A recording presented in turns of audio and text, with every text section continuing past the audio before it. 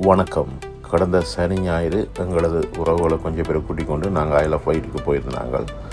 அந்த இடத்துல முக்கியமான இடம் நீடிலில் நிறைய இடம் பார்க்க இருந்தாலும் எட்ஜ் ஆஃப் த நீடில் ரொம்பவே சிறப்பான ஒரு இடம்.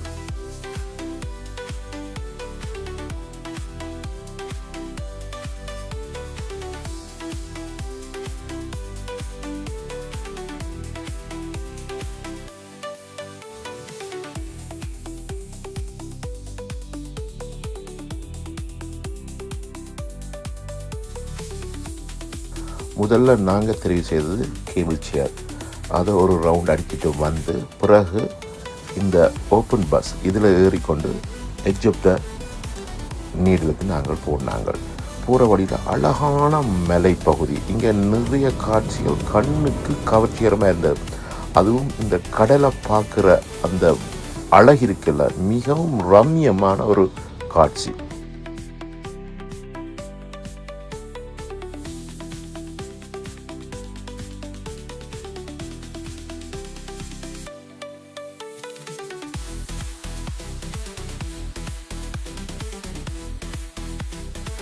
சரியாக எங்களை ஏற்றி வந்த வண்டி, அதாவது அந்த பஸ் பேருந்து எங்களை இறக்கி விட்டு போயிட்டு எங்களுக்கு தேவையான நேரம் அதில் இருந்தது. நாங்கள் அந்த இடத்த சுற்றி பார்க்குறது எங்களுக்கு மிகவும் சப்போர்ட்டாக இருந்தது. அந்த காலநிலையில் நாங்கள் ஒவ்வொரு இடத்தையும் பார்த்து ரசித்தோம்.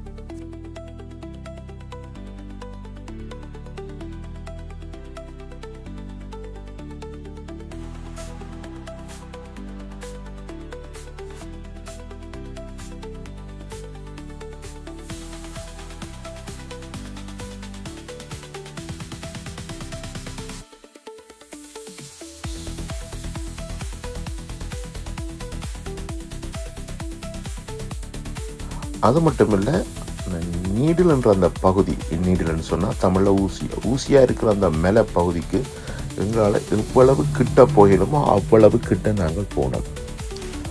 அதோட அங்கே நின்று எடுத்த புகைப்படங்கள் எல்லாம் பார்த்தீங்கன்னு சொன்னால் மிக மிக மிக அழகாக இருந்தது.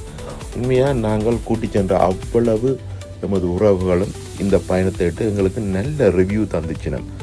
அது மட்டும் இல்லை, அவையில் சொன்ன ஒரு விஷயம் இதுதான். என்னென்று சொன்னால், ஐல் ஆஃப் வைட்டை பொறுத்த வரைக்கும் ஒரு நாளில் போய் பார்த்துட்டு வாரதுன்றது, அது சொல்லுவாங்க பெருமைக்கு எருமை மேய்ச்ச கதைண்டு.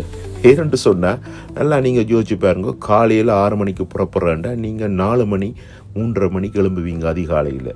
அந்த வேகத்தில் நீங்கள் ஏறி இவ்வளோ இடத்தையும் சுற்றி பார்க்குறன்றது போய். அதனால் நாங்கள் 2 நாள் தெரிவு செஞ்சோம்.